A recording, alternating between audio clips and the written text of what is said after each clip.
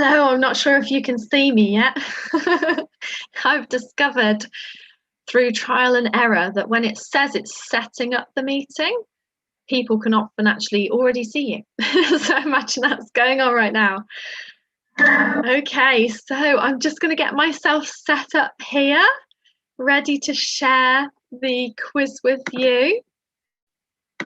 And then we will get started at 6. Hopefully lots of people joining us tonight.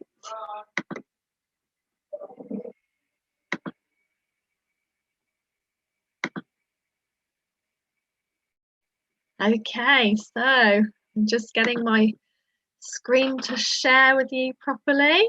Hopefully it will work in just one moment. There we go. That's what we like to see, isn't it? Technology working properly for a virtual event. Very reassuring. It doesn't matter how many times you've checked beforehand that it works.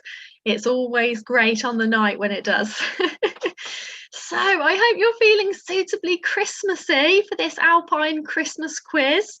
I'm going to give it another couple of minutes just to allow people to join. I make it 3 minutes to 6 and I said it will start at 6. So I better not start early in case we miss anyone. But I just thought I'd let you know, get your Christmas tunes on, get your Santa's hats out, get your mulled wine and your mince pies and get munching, get yourselves feeling nice and Christmassy, ready for the Christmas quiz. And while we're waiting for the clock to strike 6, you might want to be thinking about what your team name is going to be. Because we thought we'd do this in the style of a traditional pub quiz where you choose a team name, and the more Alpine-y and the more Christmassy, the better. So if you can come up with an Alpine Christmas themed team name, that would be fantastic. Even if it's just you on your own in your living room, why not come up with a team name? It's a bit of fun, isn't it? And importantly, team names will be being used if there is a tiebreaker situation. So if we have a couple of people on the same scores later when it comes to deciding the prizes, we will decide who the winner is going to be based on how Alpine and Christmassy their team name is. So the one with the better team name will win. If they're equally good team names, don't worry, we won't have a problem. We'll just pick the names out of a Santa hat. So if you would like to have an official Alpine Garden Society answer sheet to fill out your answers tonight, visit our website. I've popped it on the screen for you there, so it's nice and easy.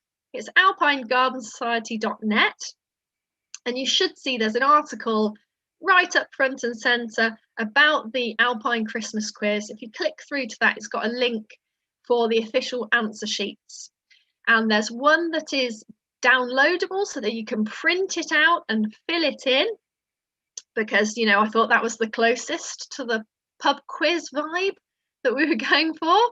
But there's also one that you can download and fill in on a device if you would like to. And the other option, of course, is just using a good old-fashioned pen and paper. But if you do that, just make sure that you record the round number and the question number accurately so that I know where we are if you are entering the quiz later on and you want to be in with a chance of winning a prize. All right, it is 6 o'clock. It is officially the start time. So huge welcome to the Alpine Garden Society Alpine Christmas quiz. I'm delighted that you have made it. Thank you so much for coming. And I know that there's a lot of our members joining in tonight, having a bit of fun. But there are also quite a lot of people who may not really know what the Alpine Garden Society is about. So I thought I'd just introduce us to you. So the first thing to say is that we are a charity and we're devoted to the conservation of alpine plants and their habitats. So classic alpine plants are those plants that grow up a mountain above the tree line. And as you can imagine, it's usually pretty cold up there. So these plants actually need cold weather to thrive, and that means that a lot of them are threatened by dun, dun, dun, dun, climate change, which we're hearing a lot about at the moment, of course, aren't we? So the Alpine Garden Society, we're devoted to conserving those plants and their habitats and fighting things like climate change. But we are not just a conservation charity. We're also a plant society, and we've actually been around for 90 years. I know I don't look that old, do I? And this year, we've had some celebrations of our 90th anniversary, including our 90th anniversary journal, which is one of the prizes in our 3 goodie bags, which I'll tell you about in a moment. And so, yeah, been around for 90 years. And we have members all around the globe. And these people basically join together, share their knowledge, growing tips, their seeds, their plants with one another. And we put out a journal every quarter about alpine plants. I thought I'd show you another one. I know I just showed you the 90th anniversary edition, but this is a normal edition of our journal. Isn't it beautiful? And this comes out quarterly and gives you lots of information about alpine plants, which, as you'll see as we go through the quiz, alpine is quite a broad definition. It doesn't just cover those classic alpines that are up the mountain, it covers a lot of other things that you've probably got in your garden. So you'll see that in a moment. So our members basically pay some money to be a member of the society from £36 a year, not very expensive, is it? And they get a quarterly print journal, which is fabulous, access to our virtual events, and access to our flower shows, which are just gobsmackingly brilliant, even if we do say so ourselves. And you'll see what happens at some of our flower shows if you stay tuned. All right, so that's us. Now let's move on to the quiz you've all been waiting for.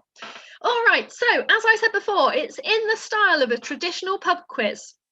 We're going to have 6 rounds, each worth 10 points. Okay, so it should be easy to tot up at the end, easy maths. You need to choose a team name, as I was explaining before 6 p.m.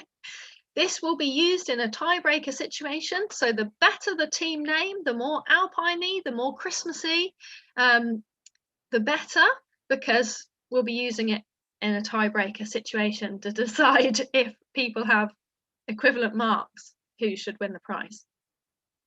All right. So what are the prizes? Well, we have 3 goodie bags to give away. The big winner, our #1 person with the top score, will win this big time Alpine goodie bag. And you can see it's got loads of stuff in it. You should be able to see it's got a print copy of the 90th anniversary journal that I just showed you. It's got our 2021 Alpine Garden Society calendar, which features some of the best alpine plant photography we've seen all year.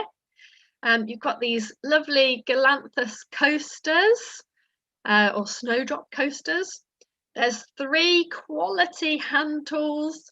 There's some lovely alpine themed greetings cards and tea towels, which have this lovely artwork by Heather Rayburn on. They're really flying off the shelves at the moment, these tea towels. They're really popular. So I thought I'd stick some in. We thought we'd stick some in the goodie bag, and a lovely snowdrop bag for it all to go in, because it is a goodie bag after all. So that's what our big winner will get. And 2 runners up will receive something that is nearly as good, let's face it. You've got the 90th anniversary journal, the 2021 calendar, the Galanthus coasters, the lovely snowdrop bag, and then this is a collection of easy leaflets, which are leaflets that are written and designed by our experts to get you alpine gardening in all different ways. So those are the prizes. How are you going to enter, given that it's virtual and I can't take your answer sheets off you like if we were actually in a pub? So the answer is you're going to enter by email. You'll need to send your answers to me within 10 minutes of the last question being asked.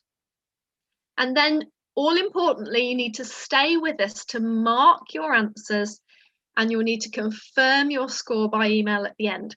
So effectively what you're doing is you're sending me your answer sheet and locking in your answers at the end of the quiz, and then you're marking your own answers and giving me your scores. And then what I will do is I will check the top scorers really did get it right. I trust you completely. You don't look like you would cheat, but this is just, you know, a way of locking in your answers, and then you can mark them and tell me what you got.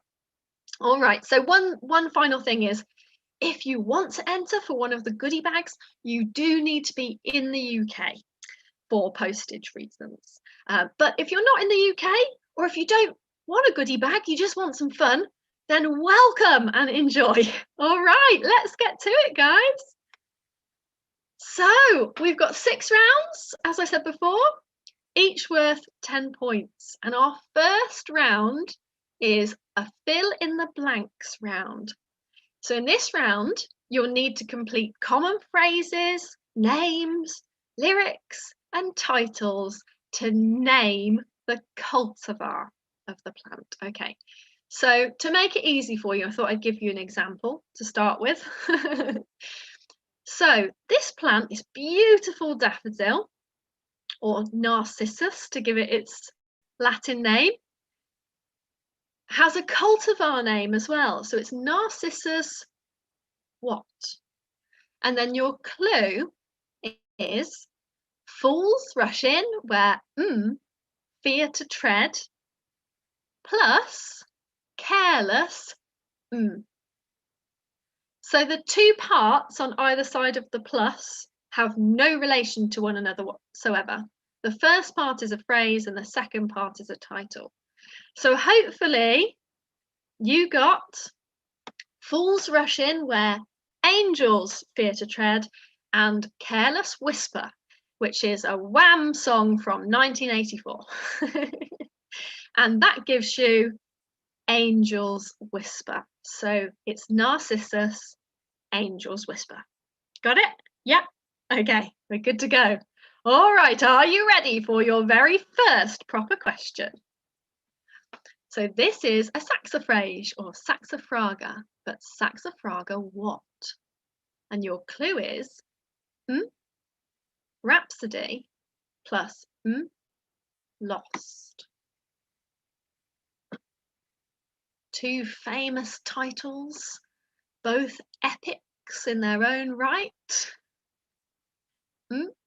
Rhapsody plus Lost.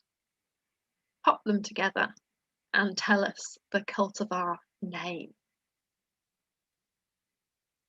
Okay, that's question 1. Moving on to question 2. This is Galanthus nivalis what? And your clue is, I am the Eggman, I am the This is a very famous lyric, but when I was practicing with 4 AGS experts, at least one of them didn't know the answer to this. So that's interesting, isn't it? I can tell you that this song was banned by the BBC shortly after its release because it contains the word knickers. Not sure that's going to help you very much though. All right, are we ready for question 3? Okay, so this is Crocus Chrysanthus what? And your clue is, hark the angels sing. I know that one's quite easy, isn't it? I just couldn't resist. It was just so Christmassy. I had to get it in there. Plus, I mean, what a beautiful plant. Look how golden it is. You can see why it's called what it's called. I nearly told you the answer then. All right, number 4. This is Erythronium what? And your clue is Thatcher plus McConaughey. These are 2 famous people. And this is another winter plant. This one in particular was shown in early February in 2015 at our South Wales flower show. We have flower shows all over the country. And erythroniums you might know as dogtooth violets, that's their common name. All right, moving on, question number 5. This is another narcissus, another daffodil. It's actually called a petticoat daffodil when it's got that prominent trumpet. But what's its cultivar name? Here's your clue. 5 rings, and the were ringing out for Christmas Day. Do, do, do, do, do, do, do, do. Singing probably didn't help you that much, did it? So yes, what is the name of this petticoat daffodil? All right, we're going to move on to question 6. This is another snowdrop, another Galanthus. But Galanthus what? And your clue is much ado about plus offer. The second half is a bit more tricky. Yeah, I would say it's a common phrase, and there's going to be lots of them in January. There are quite literally thousands of named snowdrops, and they have some really fabulous names as well. Some of them are quite Christmassy. One of them is called Three Ships, for example. But one of them, which I saw this year, I was very lucky to see this year at the Alpine Garden Society Snowdrop Day, which was back on the 3rd of February before all this virus stuff happened and everything was, everything physical was cancelled. I saw a snowdrop called Mr. Stinker, and I thought it must be a snowdrop that smelt bad, which is unusual because, snowdrops normally don't have a scent or have a sweet scent. But apparently this one was named after someone's dog. So there you go. All right, on to the next question. Question 7. Crocus Chrysanthus what? And your clue is and the tramp plus instinct. And you're looking at Disney classic plus I guess a phrase for the second half. And this plant was really admired at our show at RHS Harlow Car back in 2013, and it won the Jeff Smith Salver, which means it was the best plant, the best bulbous plant, sorry, in the novice and intermediate section of the show. So if you're somebody you'd like to show plants, our flower shows are divided into novice, intermediate, and then advanced, which we call open.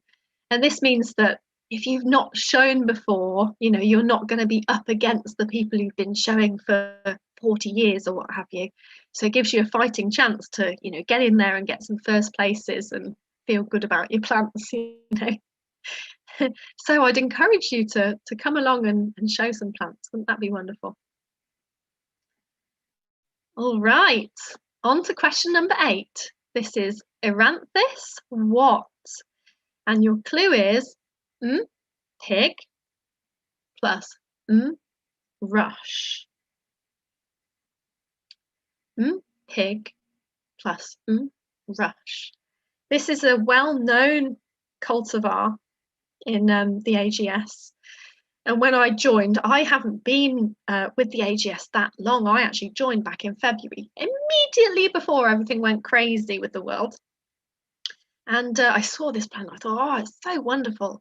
And I put out a post, encouraging people to go and look for this at their local garden centre. I was very quickly corrected that this will not be at your local garden centre. You've got to go to specialist nurseries to get hold of this plant. So we've actually written an article for our website recently, which is called Finding the Rare Plants of Your Dreams. So if you're always, spotting lovely plants and you don't know how to get hold of them, check that out. It's a good resource. It'll help you to find plants like this one. Okay, on to question 9. This is another narcissus, but narcissus what? Let it plus it's cold outside. 2 very festive songs. Doesn't it make you want to put them on right now? And then put them together for the name of the cultivar.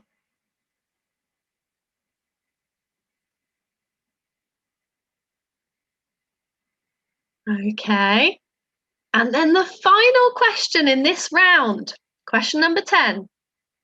Fritillaria goxon what? And your clue, frankincense and myrrh. I hope that's a nice, easy one to finish the round with. All right. So, well done for finishing round 1. We are now on to round 2, which is called Where in the World? And what you need to do is tell us where these pictures were taken. For some, we're looking for the country. For some, we're looking for the mountain range. And for others, we're looking for a famous garden. And in each case, I'll tell you what we're looking for. Okay. So, question number 1. Which country was this picture taken in? It was actually taken by our president-elect, David Morris, on his travels to see alpine plants around the world. David Morris, you may know him already. He works for the RSPB in his day job, and he's a conservation champion and loves alpine plants, grows lots of them himself. So he's a perfect president for our charity. But where did he take this picture? Okay, that's number 1. We're moving on to number 2. So the question here is, which Royal Botanic Garden is this alpine house in? And this alpine house is called the Davies Alpine House.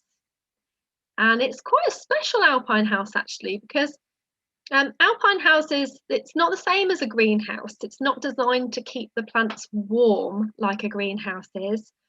It's actually to protect them from too much wet. A lot of them don't like too much moisture, and to keep the air circulating around them, so it gives them these specialist conditions in which they thrive. So alpine houses are usually for the plants that are more the classic alpines that live up the mountains above the tree line. But this is a special alpine house because they've designed it in such a way that it doesn't need energy intensive pumps and air conditioning. It's designed in a way to draw the air through without expending all that energy, so very environmentally friendly, which is fantastic. But where is it? All right, question 3. This is a bird's eye view of which RHS garden? Do you know your RHS gardens? We actually partner with quite a lot of RHS gardens and do flower shows at them. So if you're someone who likes visiting beautiful gardens, and you quite fancy coming and seeing some of the amazing, seriously amazing plants that our expert growers and showers bring along, then keep your eyes peeled next year for us pairing with an RHS garden. Okay, we're moving on to question number 4. So the question here is, which mountain range do you think this is? It's a very famous mountain range. So if you think you've got no idea, just have a guess. You can see some lovely Crocus vernus flowers, just a carpet of them all across the hill. Isn't it beautiful? And this photo was entered into our photographic competition. We have a photographic competition every single year that people can enter. And actually, we've got one this year, and the deadline for entries is Christmas Eve. So if you want more information about that, you can let me know when you email me and I'll let you have the information. All right, so which mountain range? On to question 5. For this one, we're looking for the country. So which country is this in, do you think? I think this is quite a tough one. So if you're struggling, I understand. But this was one of the photos that actually won a first prize in our photographic competition a year or 2 ago. So if you're an AGS member, you might well have seen this in our last calendar, and you might actually know where it is. Or maybe you recognise it from going on an Alpine Garden Society tour to the area. Who knows? All right, we're on to question 6. So the question here is, which RHS garden is this Alpine house in? You can see it's beautiful, isn't it? You can see so many plants in flower. Got a lovely nerine over here and some lovely little cushion plants. Wow, amazing. So beautiful, isn't it? So light. So which RHS garden is that in? If you don't know, have a stab, have a guess. Do you know any RHS gardens?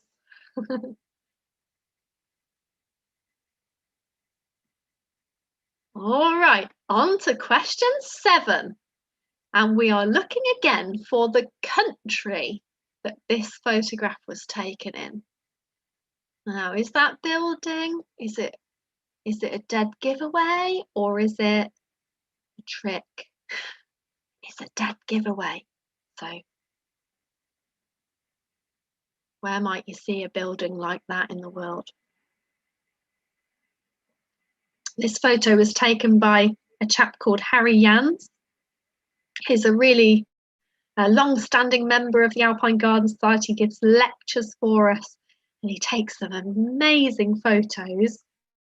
And because of the nature of plant societies, you know, people share their photos with us for free, and we use it to promote alpines and their habitats. So it's just a wonderful thing. All right, moving on. Question number 8.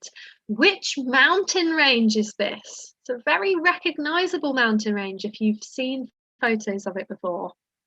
We had one of our experienced tour guides giving a virtual talk about this just a couple of months ago, about this mountain range.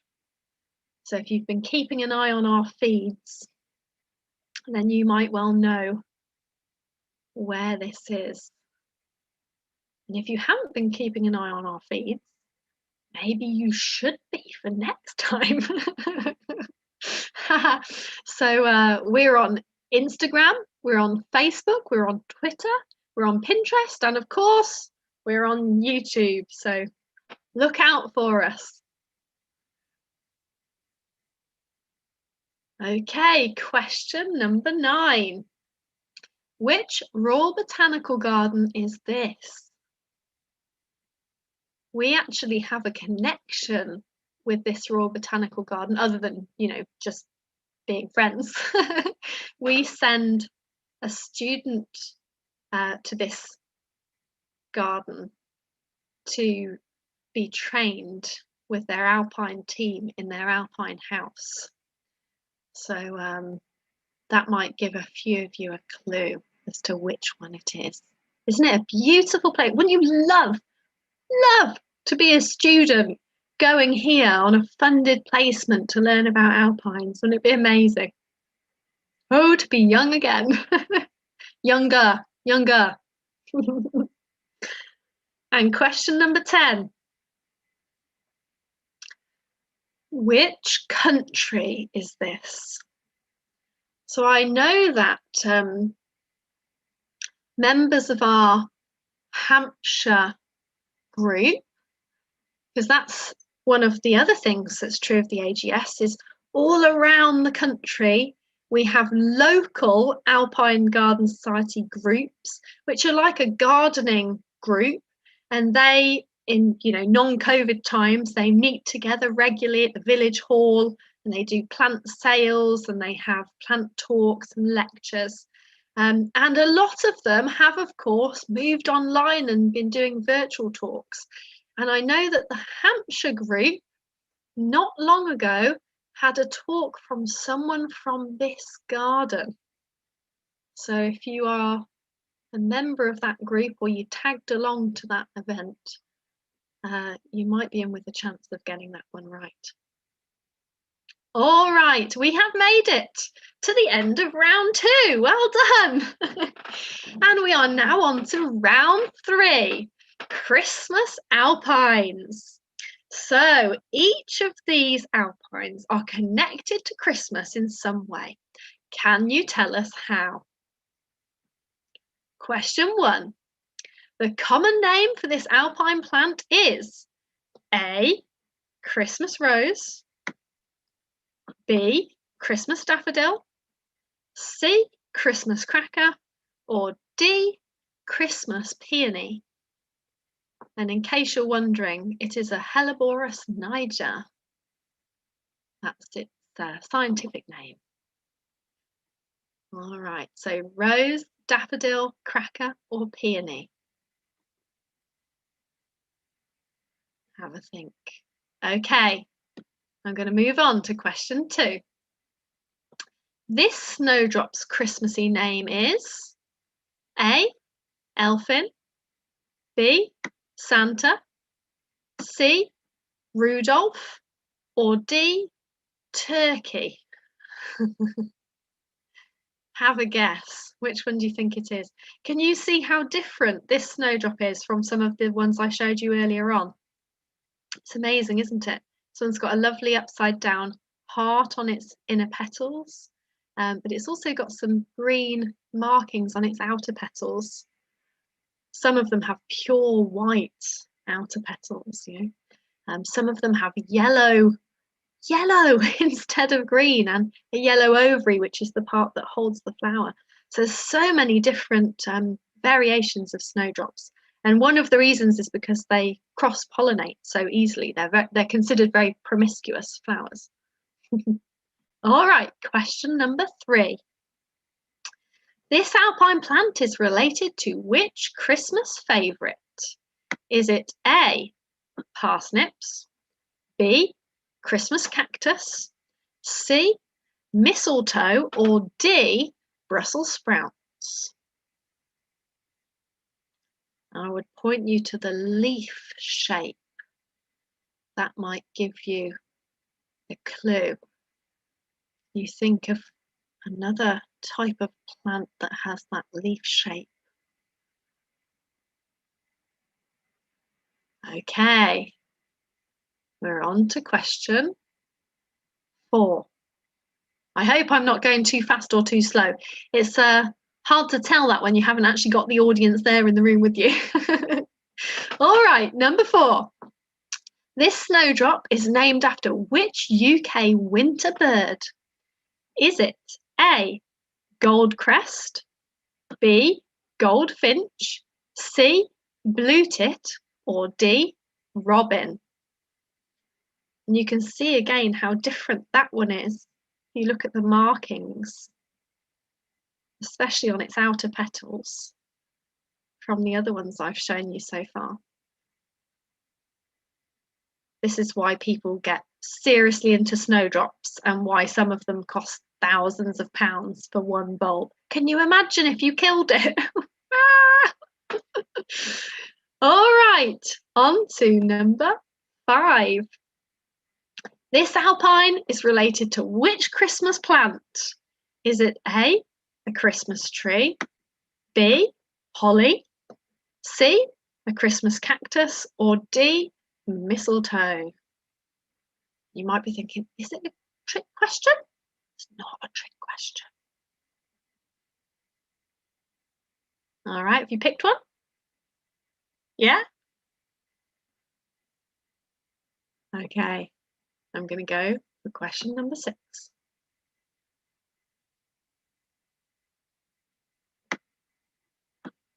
Acephala dobsonii, growing in New Zealand at 1,875 metres above sea level, is connected to which Christmas favourite? Is it A, ivy, B, snowdrops, C, parsnips, or D, poinsettia? And I'll give you a clue here. It's in the same family as one of those options. And the family it's in is the parsley family. So now I've said that, can you see a resemblance to parsley? Parsley gone wrong. But which of those options is also in the parsley family? Okay, question number 7. This alpine, growing in Sichuan province in China at 3,775 metres, is related to which Christmas favourite? Is it A, a Christmas cactus, B, a poinsettia, C, snowdrops, or D, hellebore? Which one do you think? Does the leaf colour give it away? Or is that a trick?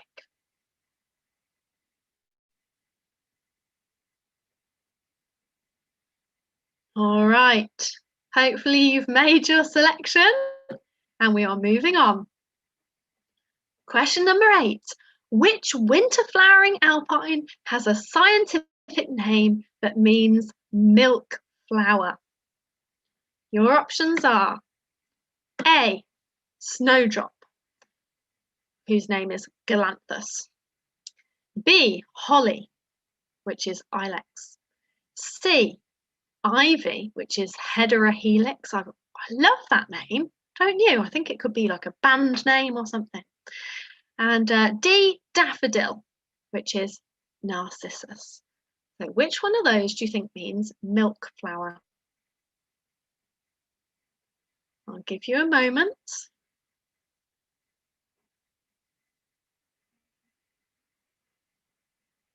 If we've got any Greek people in the audience, they'll get this one easily, won't they? Also, I thought I'd have a picture of milk and cookies there, just in case we've got any Americans in the audience. In fact, the other day I was saying to my daughter that, in England, Santa eats, or Father Christmas eats, mince pies and drinks sherry when he comes round. But in America, he has milk and cookies. And I said, which one would you rather? And she said, milk and cookies, which is good because she's 5. Don't really want her on the sherry just yet. All right, question 9. This alpine plant's common name is what? So we've seen that you have a scientific name like Narcissus, Galanthus, but then you also have a common name often for plants. So Narcissus is a daffodil, Galanthus is a snowdrop. So in this case, we're looking for the common name. What would you call it if it were in your garden?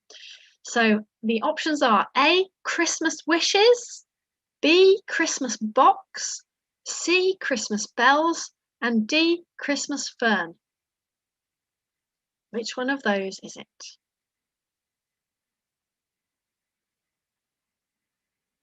And we're moving on to the last question in round 3. Question 10. This erythronium's Christmassy cultivar name is A, Robin Redbreast, B, Star of David, C, Snowflake, or D, Silver Bells?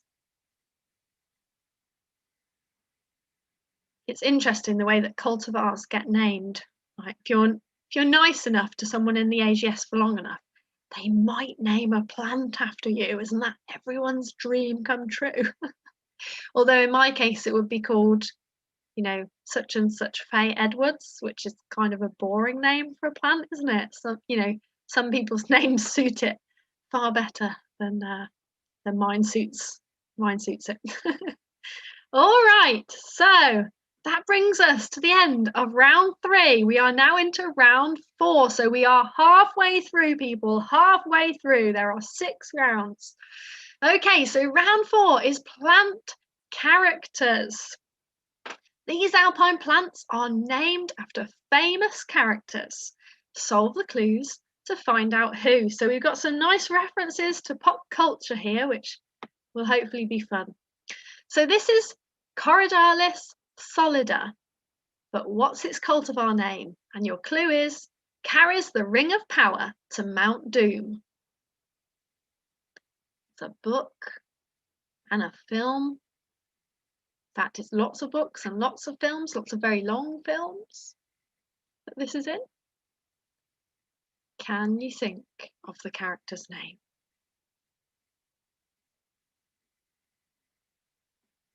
All right, moving on to question 2. So this is Ophrys cretica, subspecies what? And your clue is gives Theseus thread to save him from the labyrinth. Ophrys, the genus name here, means eyebrow in Greek because Ophrys plants are often kind of furry, and that's because they use sexual deception to get insects to come and pollinate them. So basically they try and look like a female bee or a female fly to get insects to come and pollinate them. It's interesting, isn't it? So, do you know your Greek mythology? That's the question. Okay, we're going to move on now to question number 3. This is Abies Coriana, what? And your clue is Shakespeare's King of the Fairies. So who is Shakespeare's King of the Fairies?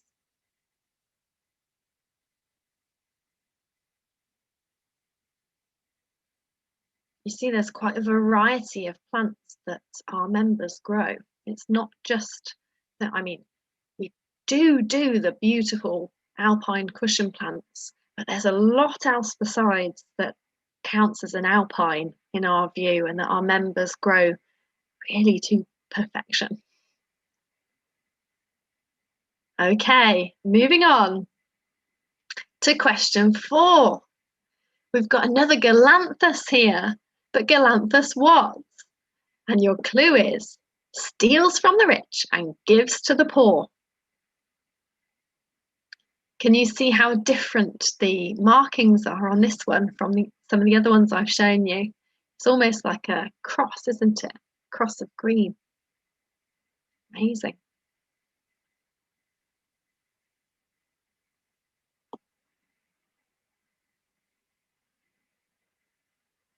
Don't want to move on too quickly in case people are racking their brains. All right, question number 5. This is Helleborus Talcatus. What's its cultivar name? And your clue is Flying Boy's Fairy Sidekick. I love a good hellebore. Of course, often they hang their heads down, don't they? So you can't see the flowers, you have to sort of get underneath them. But I think they're absolutely beautiful plants. All right, we're going to move on to question 6. So this is Crocus what? And your clue is king cursed with turning everything he touched to gold. So you can see there's lots of Greek mythology coming out, can't you? I used to be a professor of Greek philosophy, so I do like Greek mythology, but that's not why these questions are in here. It's because, you know, when people are naming a plant, they tend to look to, you know, famous characters and Greek mythology in particular to name a plant. That's why there are so many named after them. Okay. And we're on to question 7. This is Abies Pinsapo, what? And your clue is, the weight of the world is on my shoulders.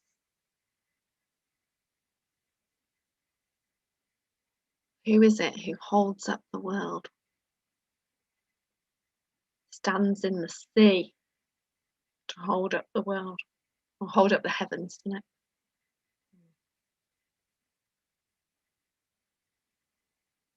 You got it?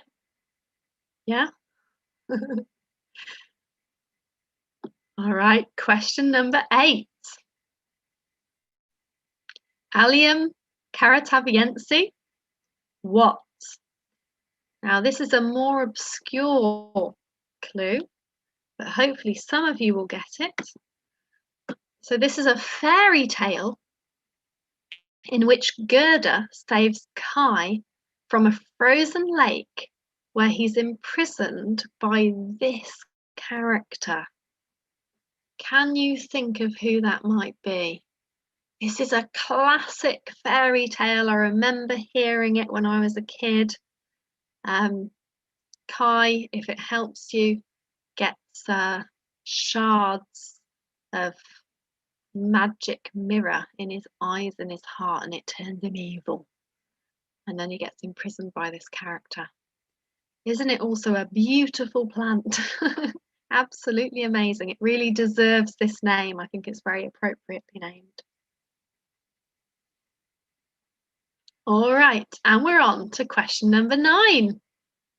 This is Gaultheria mucronata, what? And your clue is, chokes on a poisoned apple.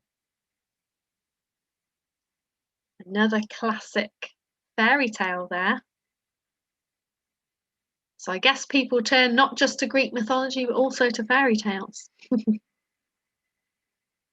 You know, my dad, he used to tell me this story, and it got to the bit where the apple was being poisoned, and he used to tell me it was being poisoned with broccoli. Yeah. It's a way to get your kids to eat their vegetables, isn't it? All right, on to question 10. This is the last question of this round. And this time we're not looking for the cultivar name, we're actually looking for the genus name. So this is Polyfolia blue ice, and your clue is chained to a rock as an offering to Poseidon's sea monster. But it's also a galaxy. So if Greek mythology, not really your thing, but you like the stars and the constellations and the galaxies, then maybe this one's for you. I was also told by Martin Rogerson, who is our director of flower shows, that this genus has only won 1 Farrer medal since the year 2000. And if you don't know what a Farrer medal is, that's a medal for the best plant in a flower show. And we have flower shows pretty much every weekend from late winter all the way through to late spring, and then they pick up again in autumn. So lots and lots and lots of flower shows, and at every flower show a Farrer medal is awarded for the best plant in the show. So that's a lot of flower shows to go through since the year 2000, isn't it, and only get 1 Farrer medal. That's interesting. All right, that brings us to the end of that round. We are now on to round 5. Okay, so this is the odd one out round. So what you need to do is find the connection between 3 of the plants. Think the way they look, the way they smell, the type of plant that they are, and then you need to pick the odd one out. Okay. All right, so question number 1. Have a look at these. See if you can see what the connection is, and I'll say to you that it is a clear, visible difference. So there's a clear, visible connection between 3, and there's therefore a clear, odd one out, visibly so. Which one do you think it is? A, B, C, or D? I always think, Darren Brown can probably tell the right answer just from the way that I'm saying A, B, C, and D. All right, that's the first one. On to the second one. So again, 3 of these share a connection and 1 is the odd one out. And the connection is that 3 are viola plants. So I'm sure that many of you watching are familiar with the violas, that you grow in your garden. But I bet you didn't realise that violas could look like this. Crazy, hey? So really, you're picking which one is not the viola. Is it A, B, C, or D?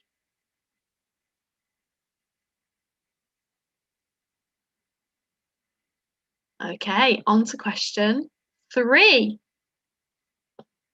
So again, you're finding the connection and picking the odd one out. And I'll tell you that the connection is that 3 of these are in the orchid family.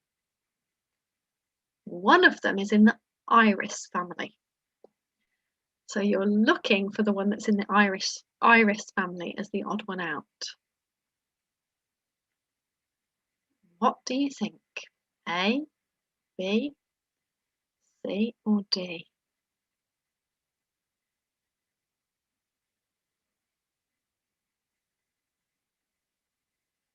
This might be a tougher one if you're not from a botany background, maybe. All right. Just have a guess. If you don't know, just put something down. And we're moving on to number 4. All right, so which is the odd one out? I'll tell you that, no, in fact, I'm not going to give you a clue on this one. I just want you to figure out which one is the odd one out.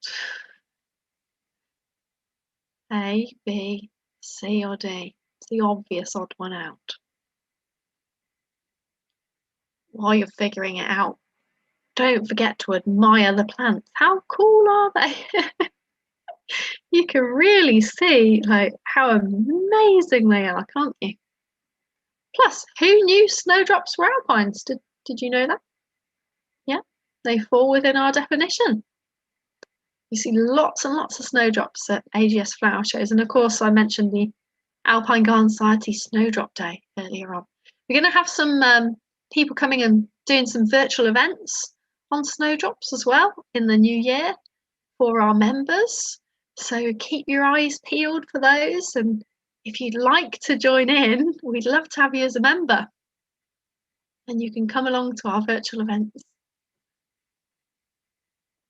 Okay, question number 5. Which one of these is the odd one out? And I'll tell you that 3 of them are Lewisia plants. So 3 are Lewisia. Which is not Lewisia? A, B, C, or D? Have a close look at them. See if you can figure it out.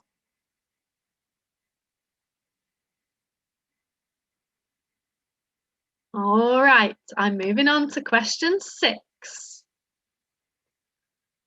So again, we're looking for the odd one out. 3 of these plants are fritillaries or fritillaria. 1 of them is a lily or lilium. So which one is not a fritillary but a lily instead? Have a good look at them and see what you think. Isn't it amazing the variety that you get within the fritillaria group? And amazing that plants can be black, basically, isn't it? when I see plants of, you know, the sort of colour that's in B and D, I'm like, wow, that's incredible. The joys of anthocyanins. That's the plant pigments that turn them black, or, you know, a very dark colour.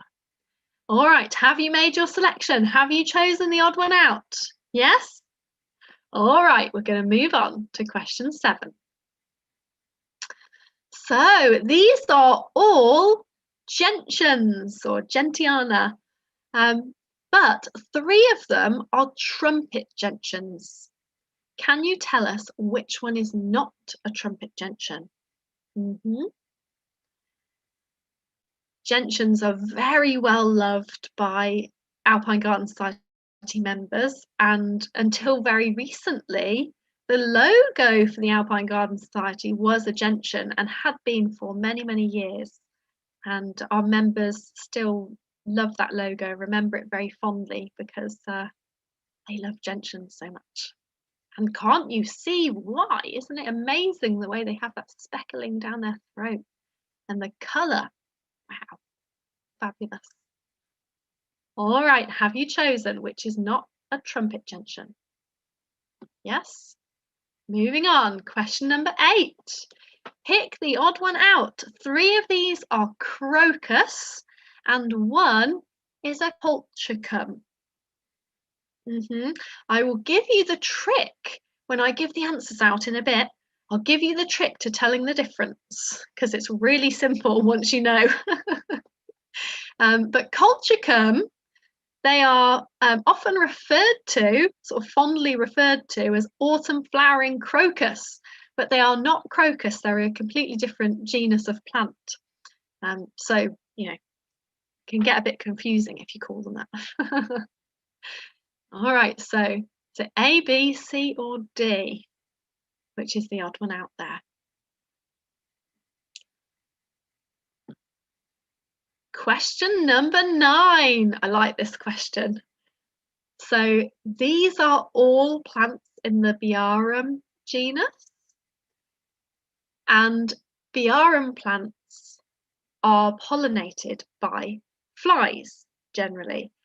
And what this means is that they let out a dreadful stink. They're really pongy apparently because they're trying to attract flies, right? So they're supposed to smell like dead flesh or what have you.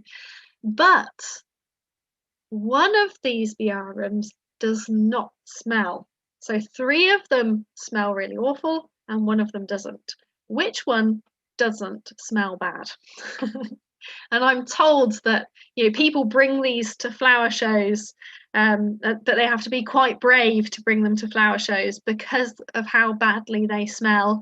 And when they bring them along, they take them into the hall at the last possible second and put them somewhere like out of the way at the back. And then as soon as judging is over, it's like, get it out of the hall. That's how bad they are. But only 3 of them are that bad. Which one doesn't smell bad? All right, moving on. This is your last question in this round.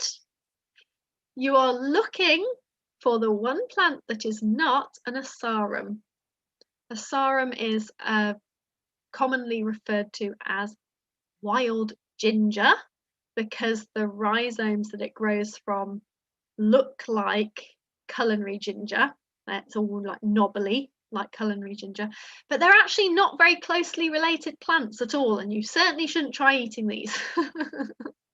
I put on one of the Alpine Garden Society's feeds one of these amazing plants because they're just breathtaking, aren't they? I've never seen one of these before in my life before I joined the AGS. So yeah, I put something on about it being a form of wild ginger, or known as wild ginger, and some people were saying, don't eat it. I said, no, don't eat it, absolutely don't eat it, just grow it and bring it to a flower show so we can admire its beauty. All right, that's the last question in that round. We're now on to the final round. You've nearly done it. And our final round is Christmas anagrams. So this is slightly different from what we've done before, but you can do it. All right, so what you need to do is look at the photos and identify the genus name for each of the plants that I'm going to show you. And then you're going to use the first letters of that genus name to make a Christmassy word. So the genus name is just like the scientific name, the Latin name of the plant. So for example, if I show you a picture of a daffodil, you know, hopefully if you've been listening, you'll have had some clues from all of the stuff that's gone before, that the scientific name for that is Narcissus. So you'll write down Narcissus for that plant, and that will give you an N for in your anagram. If I show you a snowdrop, that's called a Galanthus. That will give you a G for in your anagram. Got it? Okay, let's give it a go. And when you come to mark it in a moment, you'll get 1 point for getting all the genus names correct and 1 point for getting the right Christmassy word out of the anagram. Okay, question number 1. So name the genus for each one of these and write it down. And then you're going to take the first letter from each of the words and use them to make a Christmassy word.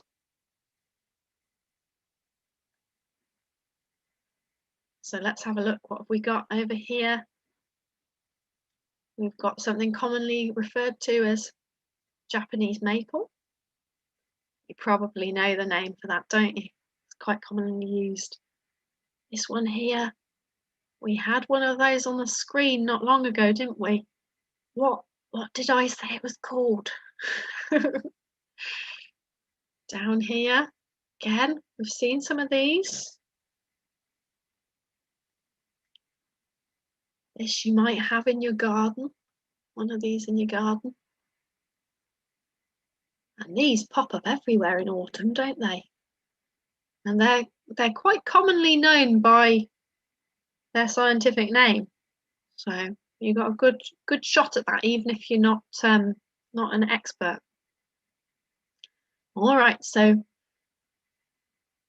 get those genus names down and then see if you can make a Christmassy word using their first letters. Now we've got 5 of these to go. So that's your first one. We're moving on to the second one. Ready? Ready? Yeah? Okay, second one. So it's another autumn flowering one. It's quite commonly known by its scientific name.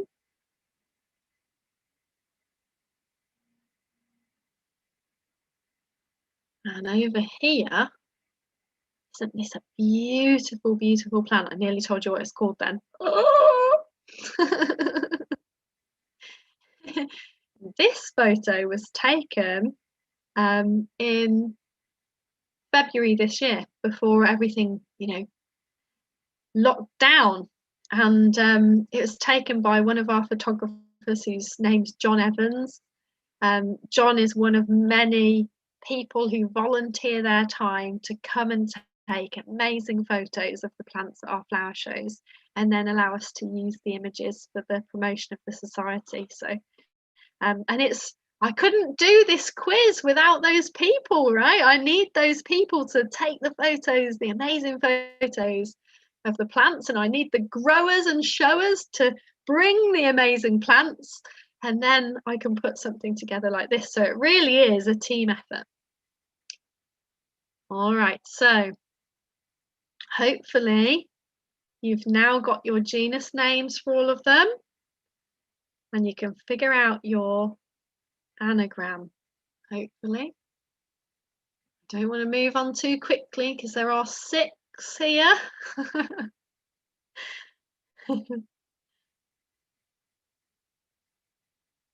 Okay, I'm going to move on to number 3. All right, so what have we got here? Again, I've tried to choose some things that you will know even if you're not an Alpine expert. So again, lots of these you would see in your garden.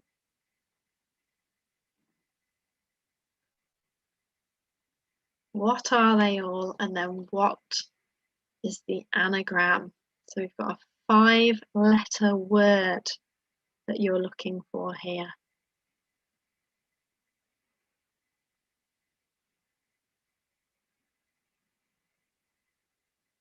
Could do with some Christmassy music to fill in the little gaps, couldn't I, while I'm not talking? Probably all going to be bored of me talking by the end of this, aren't you?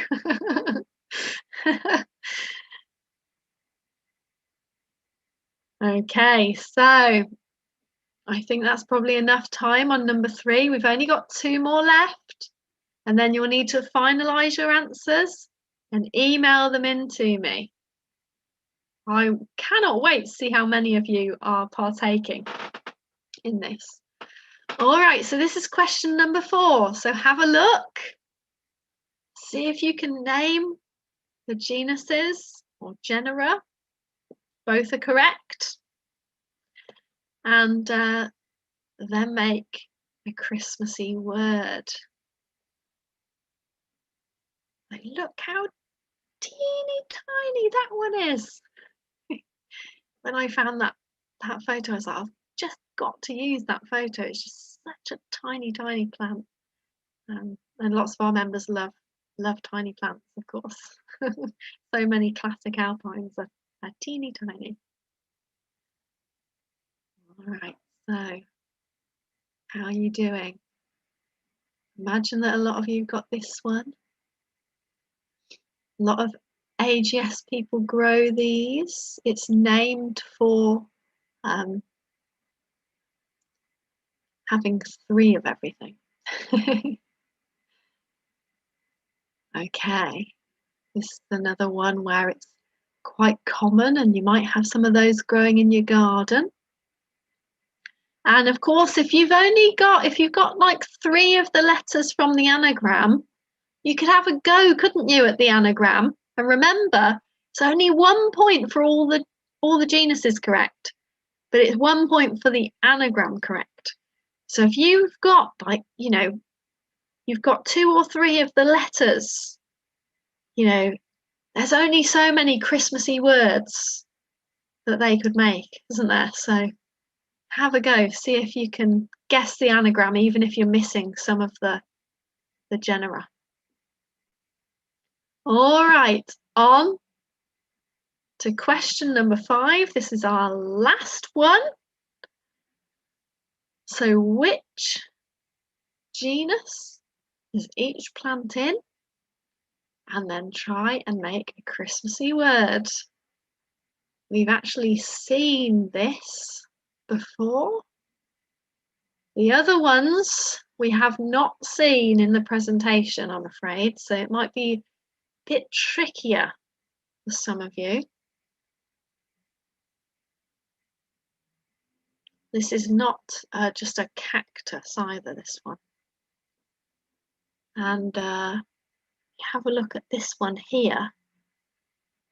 Give you just a little clue there, which is it's normally blue. Got a lovely yellow form there. Look how beautiful that is. All right. This one, not this particular plant, I don't think, but a plant of this type won a Farrar Medal at our Pershore Early show this year. So you remember from what I said before that Farrar Medal, pretty good. It means the best plant in the show. And let me tell you, there is some stiff competition at those shows. All right, so do your best. I'm going to move on. And I'm going to say, it's time to enter. So here's how you enter. Send your answer sheet by email to me. My email address is faye@alpinegarden.society.net. Please put your team name in the subject line. Now, I don't mind if you attach your answer sheet as a Word document, if you put your answers, typed or cut and pasted into the email body itself, that's fine.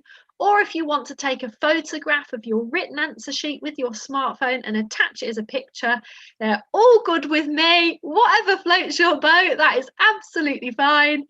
Just make sure that I can read it. That's all I'll say. Make sure if you're taking a picture that is legible. So send that to me. I make the time 7:07. So I'm going to give you 10 minutes to just finalize your answers and get your answer sheets emailed to me. At 7:17, bam, time's up. And anyone who has emailed their answer sheets to me by then will be in with a chance of winning our Alpine Garden Society goodie bags.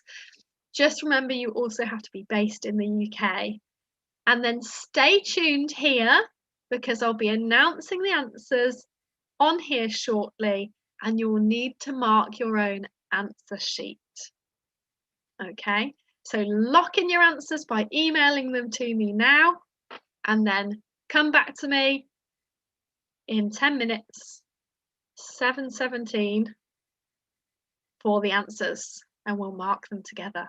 All right, I'm just going to go off and get myself a quick cup of tea and have a look at your emails. I will leave this stream running, and when I come back, we'll do the answers. All right, team? Hey, see you very shortly.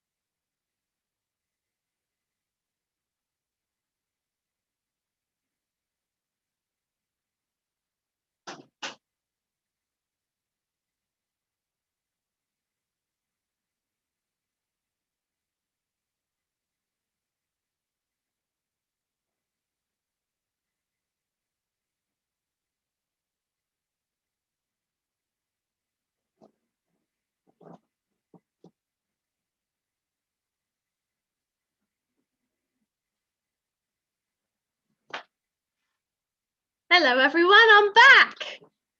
I'm delighted to see that people have entered. Because when you're doing this, because none of you are on Zoom with me, I can't actually see if anyone's watching. So I'm delighted that people are not only watching, but joining in and entering the competition, especially when, you know, the goodie bags are amazing, aren't they? I put them together myself. All right, so I'm going to stop sharing this with you. And I'm going to get the answers up. Bear with me just a moment. It's that awkward part where you have to share your screen and everyone waits for you. All right. So I am now going to go through the answers. Please mark your own script. It's going to be out of 60, so it's nice, easy maths. All of the rounds are worth 10 points each. At the end of the round, I'll give you the instructions again. But at the end of the round, you're basically going to email me your team name and your score in the subject line of an email so I can see who's got the most points, and then I will check it against the answer sheet that you already emailed me. All right, so come on, technology.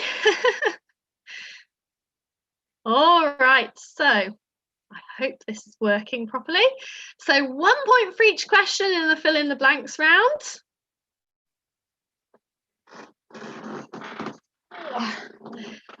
All right, so the first one was Bohemian Rhapsody and Paradise Lost, giving you Saxifraga, Bohemian Paradise. I was quite proud of myself for that clue. I like that one.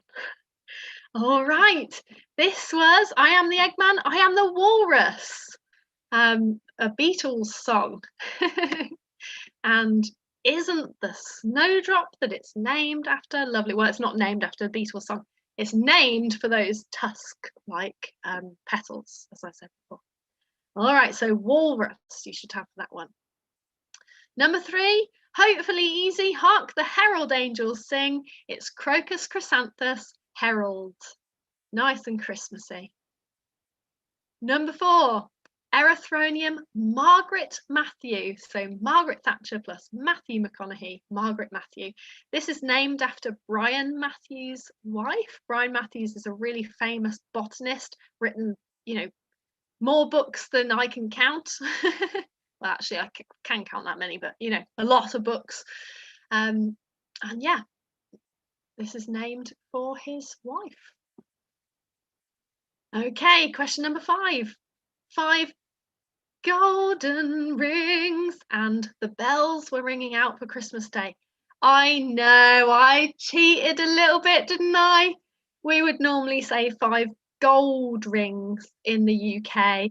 Golden is kind of the more American way to sing it, but I hear that it's on the up and up. However, if you've got gold bells, you can have the same point. That's fine. It is Christmas after all. Next question. Much Ado About Nothing and special offer, giving you Galanthus, Nothing Special. Funny name that, isn't it? The person who named it is Joe Sharman of Monk Silver Nursery, and he says it's a very clean white snowdrop that's beautifully scented and a very vigorous grower in the garden. So he clearly does think it's something special after all. So I wonder if that's a bit of an in-joke. Lady and the Tramp and Killer Instinct gives you Crocus Chrysanthus, Lady Killer for number 7. My husband, when I tested this on him, got Lady Basic, but it's Lady Killer. All right. Question number 8 is Guinea Pig plus Gold Rush, which gives you Aranthus, Guinea Gold. Question 9, it is of course Let It Snow plus Baby It's Cold Outside, giving you Narcissus, Snow Baby. Apparently, I was researching while doing this quiz, Let It Snow was written during a Californian heat wave in the summer when they were wishing for colder weather. So it wasn't actually written about it, snowing outside for Christmas. Okay, and number 10, gold, frankincense and myrrh. Hopefully everyone got that. And it's Fritillaria, Gox and Gold. All right, so tot up your total, 1 point for each question. And we're moving on to round 2. Again, 1 point for each correct answer. All right, the first one, this was Japan.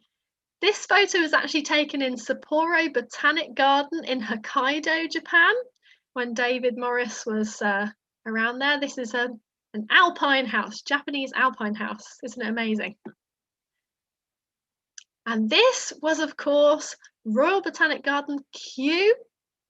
And big thanks to Kew, who shared this beautiful photograph of their alpine house with me purely for this quiz. Thanks, Kew.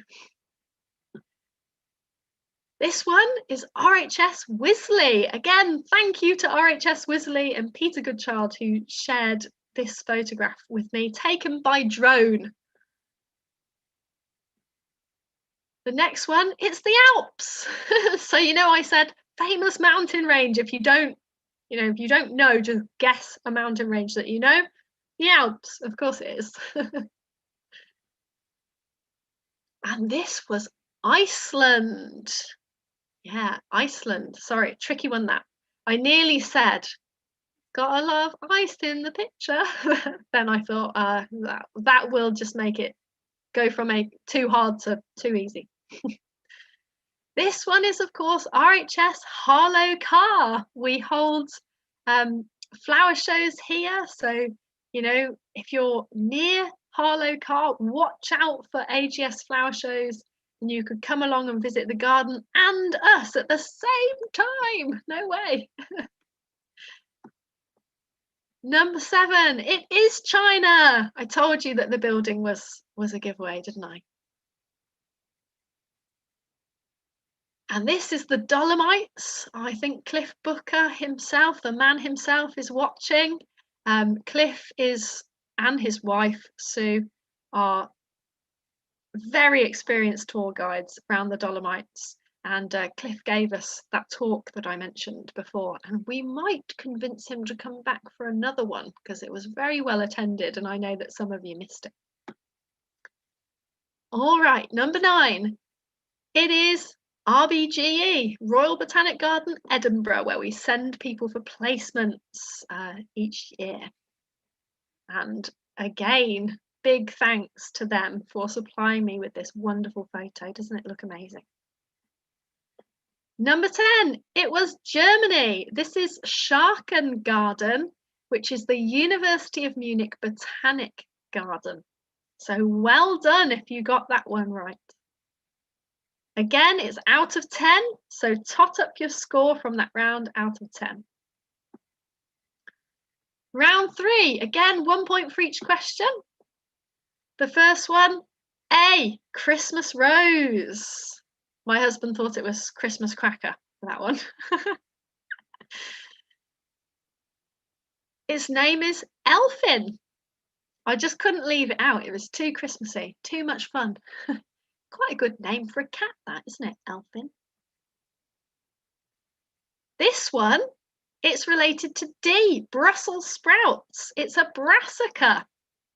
And the reason I told you to look at the leaf shape is if you look at the leaves, I think they look a bit like rocket, don't they? Or arugula if you're in the States.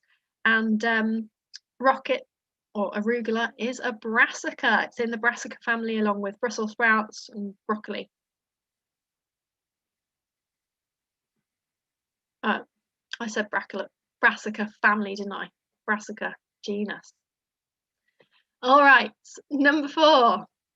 This snowdrop is named after the goldfinch. It is B. Number 5, A, it's a Christmas tree. It's a pine.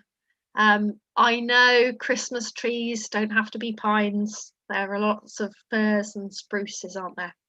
But I just couldn't resist how Christmas tree looked, this one? Okay, this one is related to parsnips. They're both in the parsley family, Apiaceae, and you can sort of see that from the leaves of a parsnip, I think. Although obviously we don't normally see the leaves, do we? We're too busy eating the root.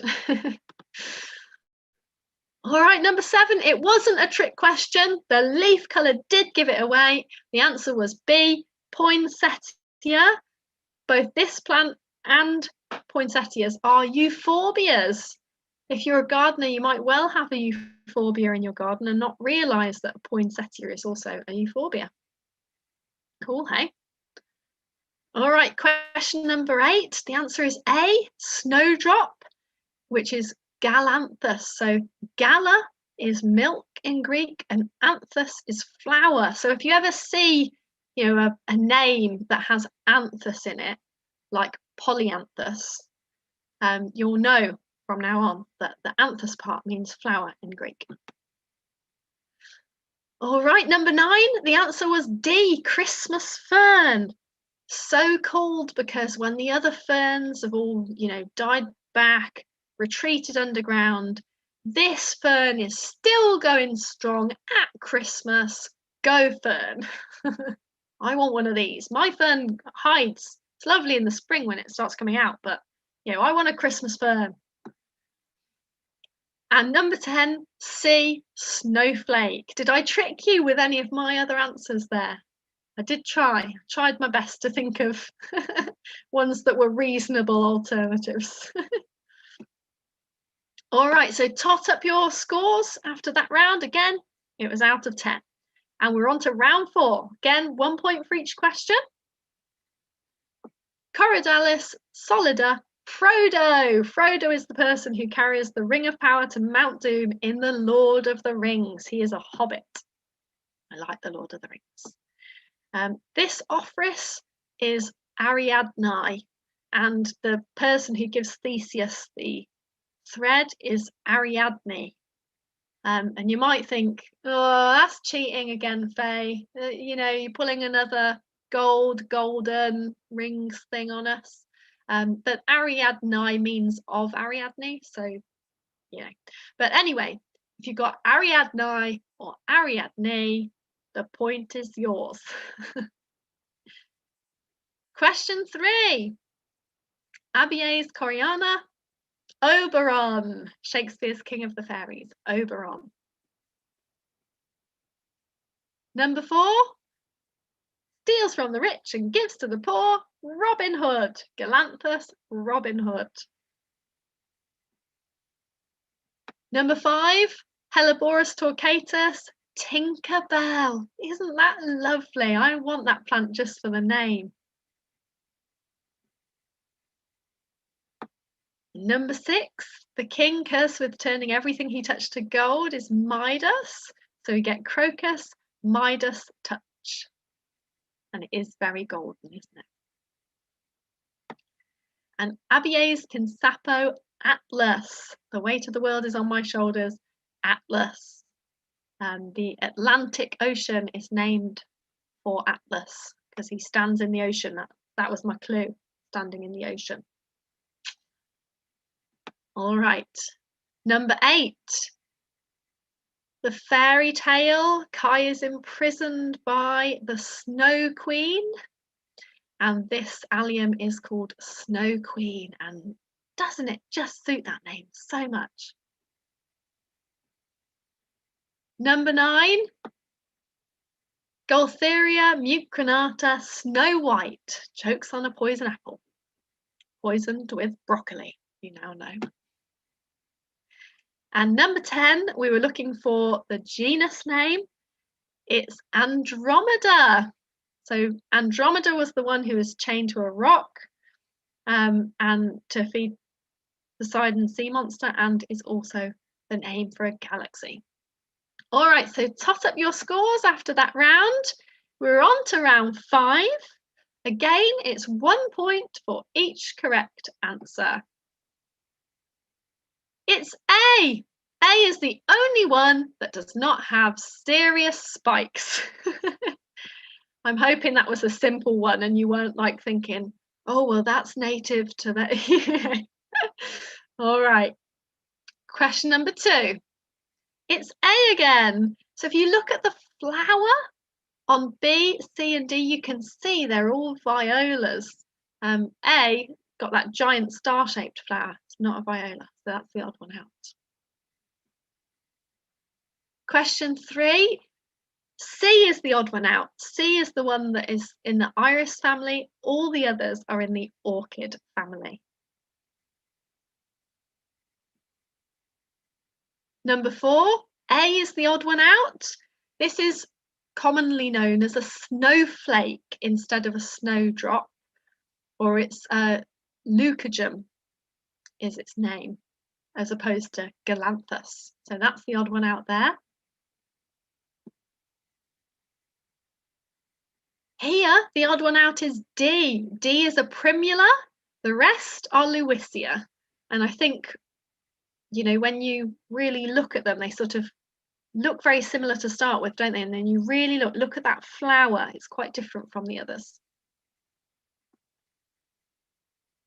Number 6, the answer is B. B is a lily, not a fritillaria. Amazing, hey?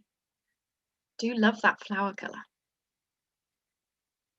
Number 7, the answer is C. C is not a trumpet gentian. The other ones are. Trumpet in trumpet gentian just refers to the shape of the flower. So you can see the other ones they really do have a trumpet shaped flower, but C doesn't. So C is the odd one out. Number 8, C is the odd one out. C is a colchicum. I said I'd give you the easy way to tell the difference between crocus and colchicum. So crocus have 3 stamen inside each flower, and colchicum.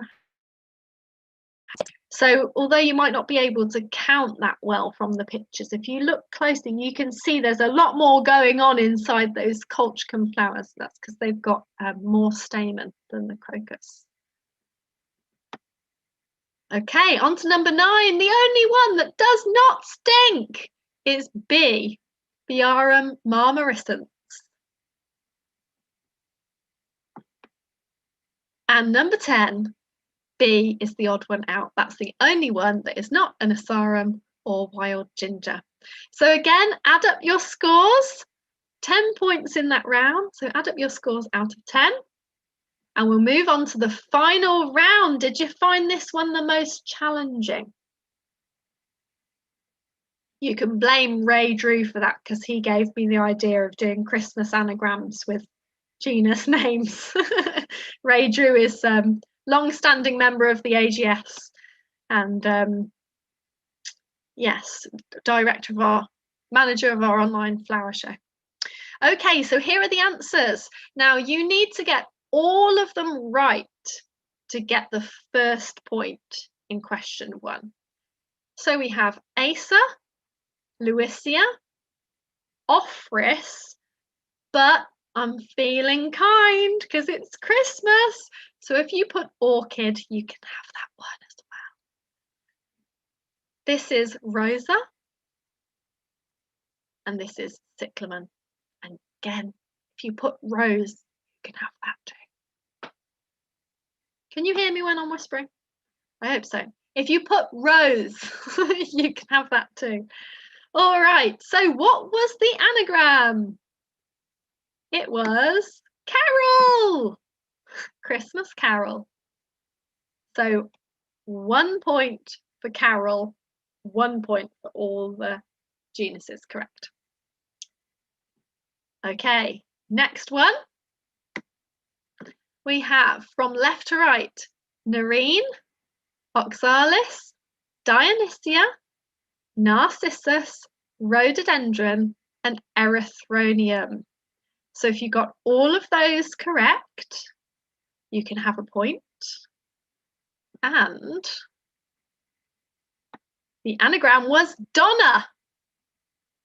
Think reindeer. I should have said think reindeer, shouldn't I, to give you a clue? Hopefully some of you got that one. All right, on to number 3. Left to right again. We've got Tulipa. If you put tulip, that's fine. Sempervivum, Aster, Narcissus, and Arum. Again, 1 point for getting all of those correct. And then 1 point if you got the anagram Santa. When I was doing this in practice, one of the people said Satan. And then I realized that Satan is also in there, but we're not giving points for that. It's the wrong time of year for that. It has to be Santa. Okay. Question 4. We have left to right. Lilium. Again, if you put lily, that's fine. Trillium. Scilla. Iris. Nototriche. Yeah, that was a tough one. And Eriogonum. Okay, so if you got all of those right, you can have a point. And the word, there's actually 2. You could have tinsel or silent. You can have 1 point for either of those. You can't have 2 points though if you got both.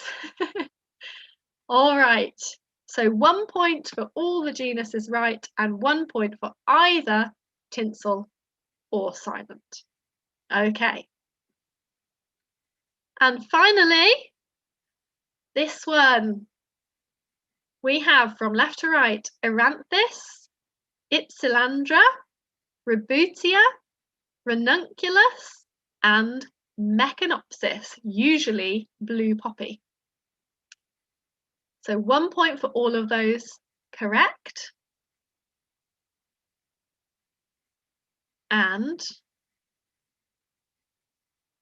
the word I was looking for is merry, as in Merry Christmas. All right, so tot up your scores. That final round has 10 points in it as well. So that one is also out of 10. Then add up your scores for each round. You should get a total out of 60. So do the maths now. And then what I would like you to do is email me your final score. So please email me, pop your team name and your score. That's all I need. I don't need anything else in the email. Just put your team name and your score in the subject line and send it to me now. I will then check your score against your original answer sheet. I mean, I trust you guys. I know you. You're not going to cheat, but I will just check just in case. And then I will be back for the last time in exactly 10 minutes to announce the big winners. So we will have 1 winner of our big time Alpine goodie bag and 2 winners of our runners up goodie bags. And I will announce them live on this channel within 10 minutes. So I make it 7:40 now. I will be back at 7:50 to announce the winner. So stay tuned. And if you are not yet a member of the Alpine Garden Society, check us out while you wait. I've put the web address there for you so that you know where to go. All right, I will be back at 7:50 to announce the answers. Answers? Winners!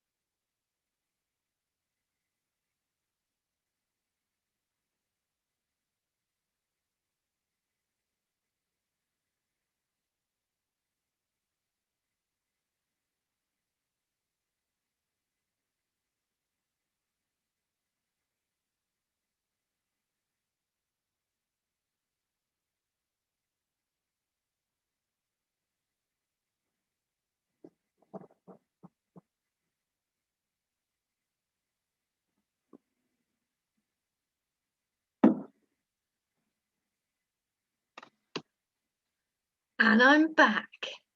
Are you ready? I have looked up the answer sheets, and I have now the pleasure of announcing who has won the goodie bags.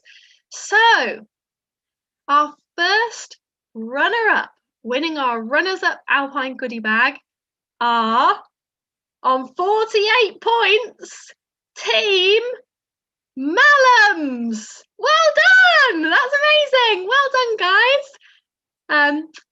The next runner-up, also receiving a runners-up Alpine goodie bag, are Alpine, Alex, and family on 49 points. Well done, guys. That's brilliant.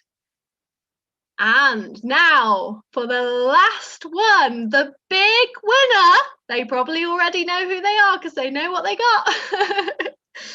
With 55, a whopping 55 points, are Something Seedy.